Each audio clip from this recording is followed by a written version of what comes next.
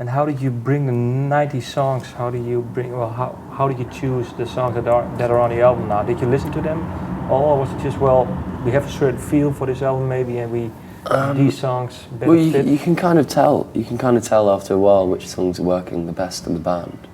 I think, you know, we all write songs, but what we all do, you know, from after that is sort of assess and judge which tunes would be best for, you know, a Kooks pop album. So in that sense, you know, the ones stick out are the ones that stick out. You know, you can kind of tell really. But songs that don't necessarily click or blossom at one point, you know, go through puberty and make their way into adulthood as a finished tune. You know, songs like that, you know, we wrote a long time ago, it can also be regurgitated. Like Gap was written, you know, before the first album. But how come it didn't make it on the first album? What was missing? Because it hadn't blossomed. I know, but what? Because we weren't like sort of vibing off it really.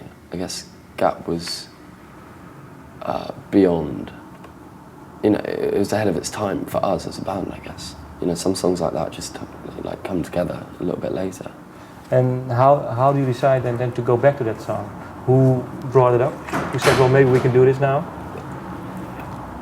I think it was one of our managers who kind of said, it was Dave, one of our managers who kind of said, yeah, it's a badass tune, you should try it and work on that again. And we hadn't really thought about it. I mean, we all knew it was a great song, but we never really, you know, thought of it being a key tune on the album until we sort of started experimenting with it. So, yeah, it's just trial and error, really. Yeah. If at first you don't succeed. Was that the oldest song then, Sway? Sorry?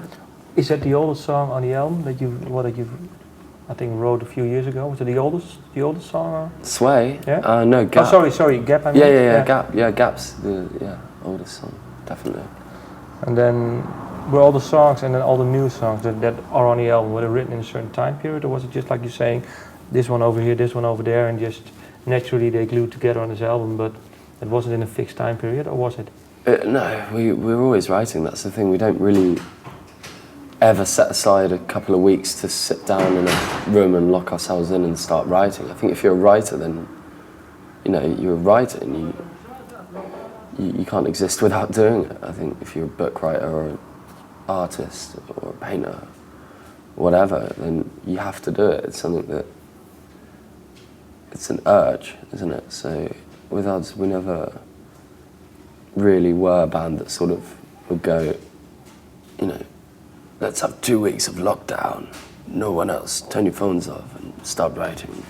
Because I think what you come out with then is not really a true account of what you're feeling, because it's so spontaneous. Well, the way we work anyway is spontaneous, and whatever you're feeling at the time is obviously, like when you want to pick up a guitar, that's portrayed at that time, and that's the best moment for that feeling. So I guess it's because we continued writing on the road.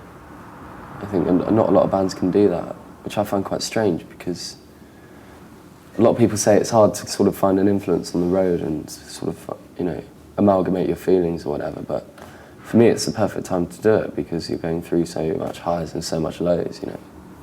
You go through a lot of emotional,